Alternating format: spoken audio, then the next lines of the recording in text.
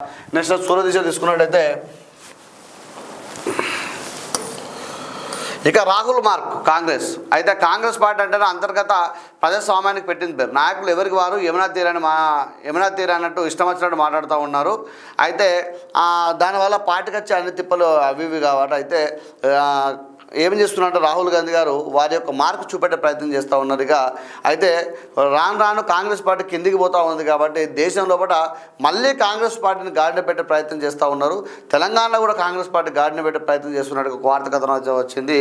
ఏదేమైనా అవకాశం వచ్చినప్పుడే ప్రధాన పదవి చేసేది ఉండే తర్వాత అప్పుడు వదిలేసుకున్నారు. ఇప్పుడు ప్రధాని అవ్వడానికి అనేక అవరోధాలు ఏర్పడుతూ ఉన్నాయి. పార్టీ కూడా చాలా ఇబ్బందికర పరిస్థితుల్లో ఉంది కాబట్టి ముందుకు పోయే పరిస్థితి అయితే కనబడతలేదు. ఏమైనా ఇక ముందైనా రాహుల్ గాంధీ గారు మంచి మంచి నిర్ణయాలు తీసుకొని పార్టీని గాడిలో పెట్టాల్సిన అవసరం అయితే ఉంటుంది.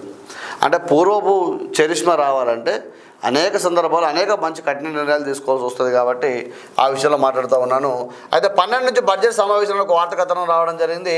పీజీ మెడికల్ రిజర్వేషన్లపై దాఖలైన పిటిషన్ కొట్టివేసిన సుప్రీంకోర్టు ఒక వార్త కథనం వచ్చింది. ఎమ్మెల్యే కోట ఎమ్మెల్సీలకు నామినేషన్లు టీడీపీ నుంచి 3 నామినేషన్ దాఖలట. బీజేపీ నుంచి సోము వీర్రాజు నామినేషన్ వేయడం జరిగింది. హాజరైన మంత్రులు లోకేష్ అచ్చెన్నాయుడు రావడం జరిగింది. జనసేన నుంచి నాగబాబు గారు వేసినట్టుగా వార్త కథనం వచ్చింది. అది తెలంగాణలో ఖచ్చితంగా ఉప ఎన్నికలు వస్తున్న వార్త కథనం రావడం జరిగింది. రేవంత్ రెడ్డికి ఢిల్లీలో ఏం నడుస్తలేదు. ఆయన వల్లే కోట్ల టాపిక్ తెచ్చిన రాహుల్. గతంలోనే దాసోజుకు ఎమ్మెల్సీ ఇద్దామనుకున్నాం, బీజేపీ అడ్డుకుంది. మాజీ మంత్రి కేటీఆర్ ఒక వార్త కథనం వచ్చింది.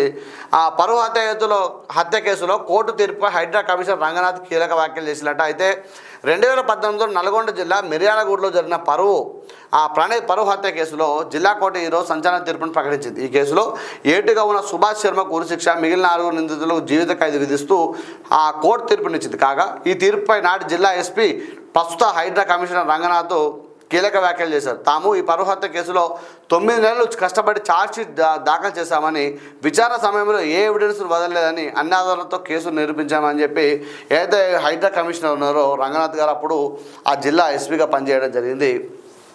అప్పుడే ఈ హత్య జరిగింది. అయితే 9 నెలలు కష్టపడి ఏ చిన్న విషయాన్ని కూడా వదలకుండా అనేక ఆధారాలు తీసుకొని కోర్టుకు సమర్పించడం చెప్పి కీలక వ్యాఖ్యలు కూడా ఇక్కడ చేయడం జరిగింది.